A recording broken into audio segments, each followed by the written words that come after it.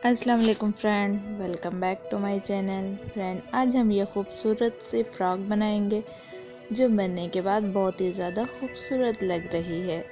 आप भी इस तरह के फ़्रॉक घर पर बआसानी बना सकते हैं और इसमें इस तरह के खूबसूरत से फ्लावर अटैच कर सकते हैं। इस तरह कंट्रास्ट में फ़्रॉक का लुक बहुत ही ज़्यादा खूबसूरत लगता है। चले आए इसे बनाना स्टार्ट करते हैं।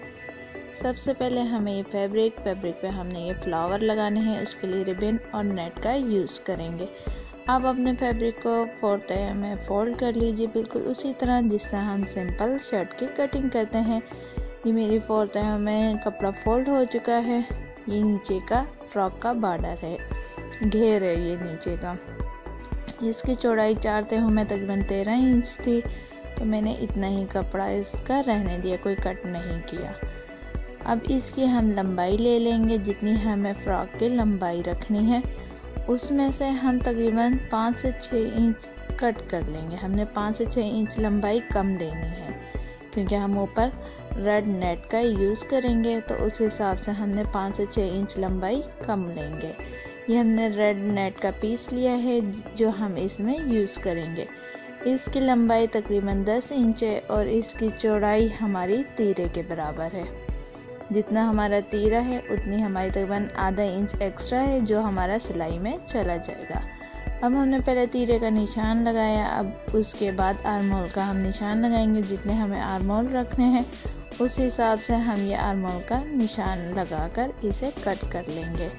फिर उसी तरह नीचे से यहाँ से हमें तकरीबन 6 इंच हमारा नेक होता है, तो हम उससे तकरीबन 2 इंच ज़्यादा 8 इंच के करीब हम इस तरह यूँ तिरछे कटिंग करेंगे। पहले हम मार्किंग कर लेंगे, फिर उसी हिसाब से इसे कट कर लेंगे।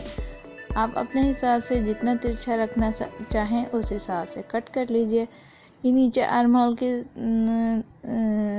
का तकरीबन मैंने नाप 7.5 इंच पे लगाया था, तो नीचे से तकरीबन 1.5 से 2 इंच छोड़ के मैंने उसके ऊपर से वहाँ से ये मार्किंग की और उसको नीचे जहाँ 8 इंच आ रही थी तो हमारे नेक के पास से वहाँ पर इसको मैच करके और वहाँ तक इसका निशान लगा के इसे कट कर लिया।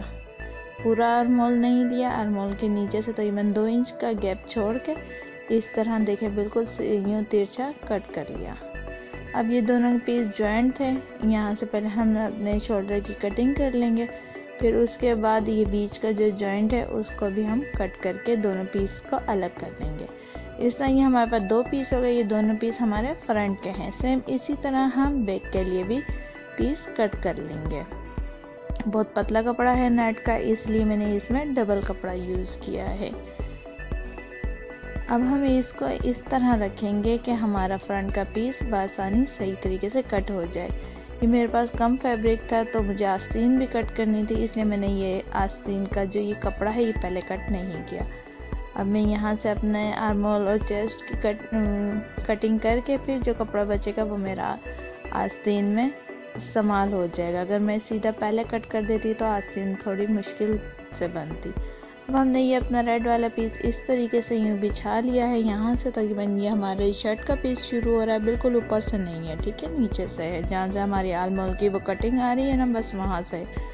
अब हम सबसे पहले अपना आर्म होल का निशान लगाएंगे जो मेरा तकरीबन 7.5 इंच पर है, और इसके बाद हम यहाँ से चेस्ट का निशान लगाएंगे। चेस्ट मुझे 20 रखनी है, तो मैं उसमें बढ़ाकर तकरीबन 22 इंच का मैंने निशान लगाया, ताकि अगर कहीं खुला करना पड़ा या फिर ज़्यादा फिटिंग हो जाए तो बंदा उसे लूज़ कर सके। हम यहाँ से तकरीबन थोड़ी सी गोलाई देते हुए चेस्ट के पास से इस तरह पूरे नीचे दामन तक निशान लगा लेंगे गोलाई में। इसके लिए हम कमर की फिटिंग बिल्कुल भी नहीं करेंगे, इसी तरह इसे यहाँ से लूज़ रखेंगे।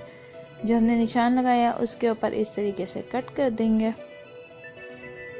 अब मैं नीचे का आपको कपड़ा पहले नहीं दिखा सकी, अभी थोड़ी देर में मैं आपको दिखाती हूँ नीचे से किस तरीके से कटिंग हुई है, बिल्कुल सिंपल उसी तरीके से। अब जो ये हमने रेड पीस बिछाया था इसे थोड़ा सा उठाएंगे और उसके पास से कटिंग करेंगे। बिल्कुल वहाँ से कटिंग नहीं करनी जितना हिस्सा हमारा रेड पीस का था, तो इवन इतनी एक्स्ट्रा हमने कटिंग करनी है जो हमारी सिलाई में चली जाएगी।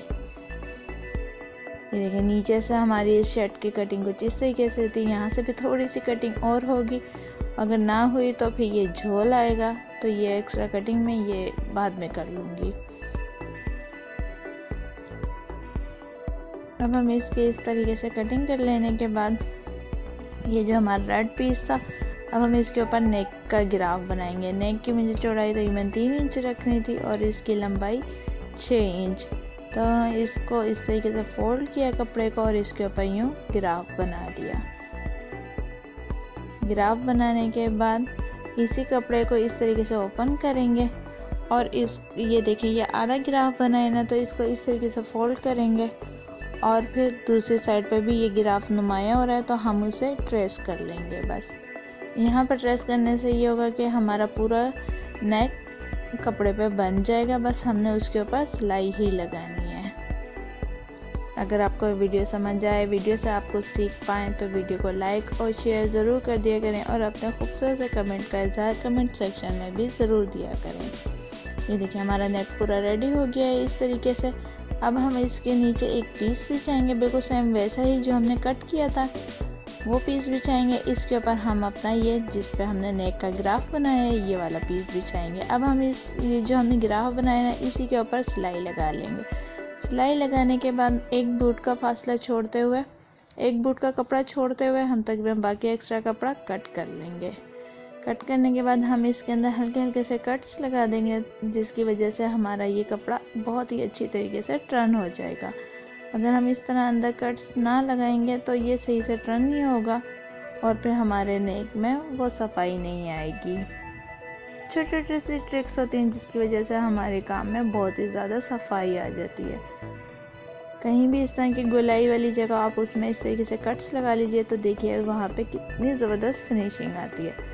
अब जो ये हमने एक बूट का कपड़ा छोड़ा था इसे किसी भी एक तरफ को करके और इसके बिल्कुल किनारे पर सिलाई लगा लीजिए। बिल्कुल किनारे पर लगानी है। सिलाई लगाने के बाद और प्रेस कर लेने के बाद देखें इसकी लुक कितनी प्यारी आई है।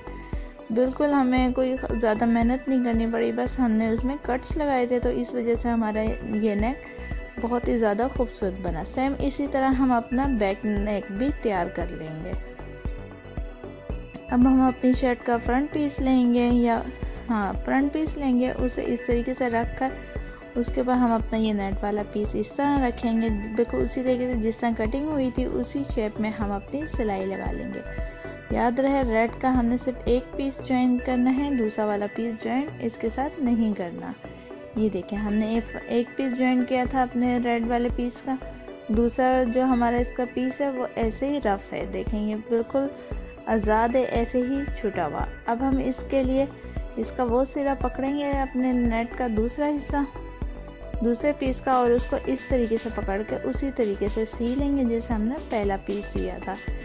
याद है कि रेड ही ऊपर आएगा और रेड नीचे, बीच में हमारा कमीज़ का कपड़ा होगा और ये सिलने के बाद कुछ इस तरह से बन जाएगा। अब हम इसे सीधा कर लेंगे और इसे बनाने का तरीका भी सेम वही है जैसे कि मर्दों के कपड़ों में तीर अटैच किया जाता है, सेम उसी तरीके से ये पीस लगाया है।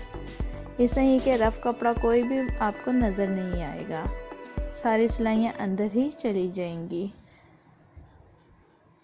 ये देखें इसके फ्रंट की लुक भी देख लें और इसकी ये बैक की लुक भी देख लें। बैक पे भी कोई एक्स्ट्रा कपड़ा नहीं, सारा कपड़ा हमने इस तरीके से अंदर दे दिया है। अब सेम यही प्रोसेस हम बैक पीस के साथ भी करेंगे। बैक नेक बनाया और उसके बाद उसकी शर्ट का कपड़ा उसी तरीके से ज्वाइन कर लिया। अब हम इन दोनों पीसों को एक साथ पकड़ के इस तरीके से बिछाएंगे कि दोनों की बैक एक दूसरे को टच कर रही हो। अब हम इनके दोनों शोल्डर को इस तरीके से पकड़ेंगे और दोनों के सिरों को इस तरीके से सिलाई लगा देंगे। दोनों की नेक एक दूसरे के साथ बिल्कुल सीध में हो, आगे पीछे ना हो, और इस तरह इन्हें पकड़ के इस तरह सिलाई लगा लेंगे। इसी तरह हम दूसरे शोल्डर पर भी सिलाई लगा लेंगे। सिलाई लगाने के बाद देखें इसका अंदर की तरफ सारा कपड़ा चला गया, इस बैक साइड पे भी कोई कपड़ा नहीं है। जो भी कपड़ा है ये इस तरीके से अंदर चला गया है। अब जब हम बाजू इस पर लगाएंगे तो ध्यान रखेंगे कि सारा कपड़ा हमारा एक ही तरफ हो। हमने बाजू की इस तरह की सिंपल सी कटिंग कर ली है। यहाँ पे इसके कट्स लगा देंगे ताकि हमें इसका सेंटर मालूम रहे। अब हम इसके ऊपर तकरीबन 5.5 इंच पर मार्किंग करनी है और ये रेड कपड़ा हमने इसमें अटैच करना है। इसकी चौड़ाई तकरीबन इतनी है जितनी हम आस्तीन की डबल लगा लें। आस्तीन का डबल कपड़ा है तकरीबन ये। और जो इस कपड़े की हमारी लंबाई है वो तकरीबन 5.5 इंच है।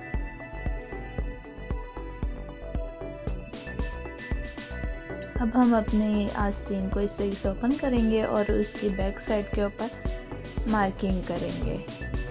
मार्किंग तकरीबन हम 5.5 इंच की करेंगे और उस पर हमने बिल्कुल सीधी इस तरीके से लाइन लगा लेंगे। पहले हम 5.5 इंच पर सब जगह पर मार्किंग कर लेंगे और नीचे का ये जो आस्तीन वाला हिस्सा है इसको डबल फोल्ड कर लेंगे। इस तरह हम ये सारी मार्किंग करेंगे और इन सारे निशानों का हम आपस में यूँ मिला लेंगे। अब ये यूँ सीधी लाइन स्केच हो गई एक। अब हम इसके ऊपर अपना ये रेड वाला पीस रखेंगे। अब पहले हम इसको इस तरीके से नीचे से डबल फोल्ड करके मोड़ लेंगे, ठीक है।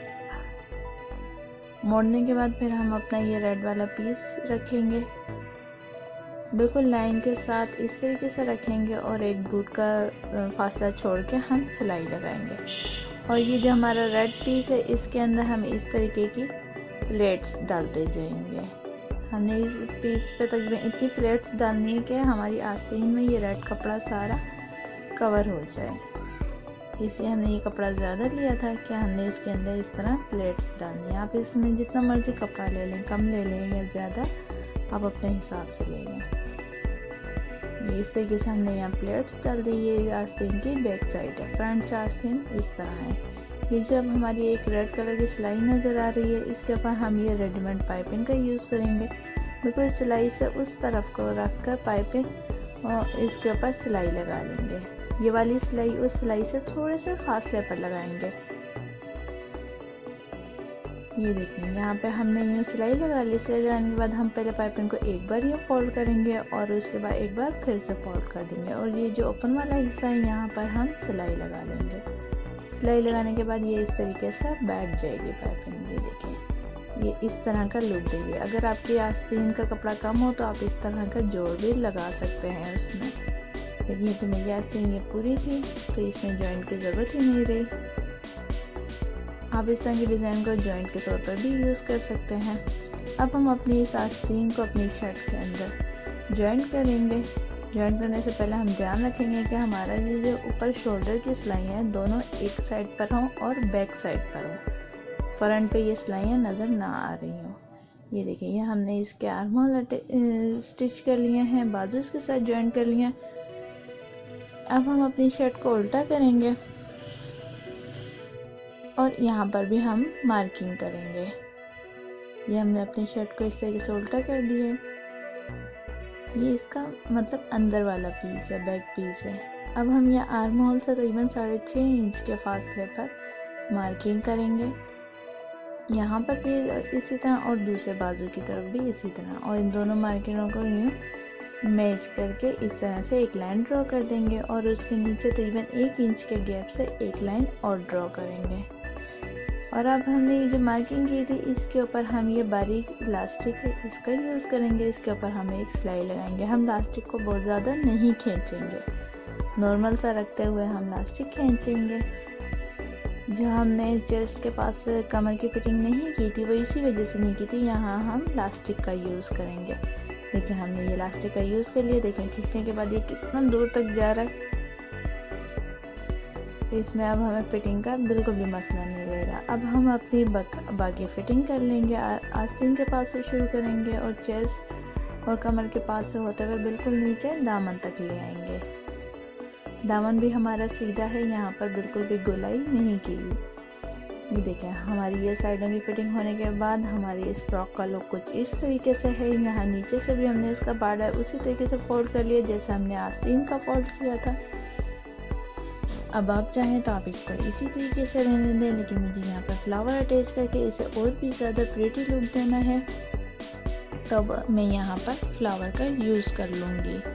आप चाहें तो यहाँ जहाँ हमने ये रेड पीस यूज़ किया था यहाँ पर लेस का भी यूज़ कर सकते हैं। ये देखिए ये दोनों पीस शोल्डर के सीधे दोनों एक ही साइड पर हैं और बैक साइड पर हैं।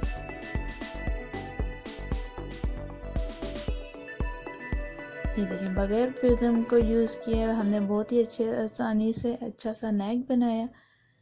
और देखिए ये फ्लावर लगने के बाद इस फ्रॉक की लुक कितनी ज़्यादा बढ़ गई है और ये सो प्रीटी बन गई है फ्रॉक।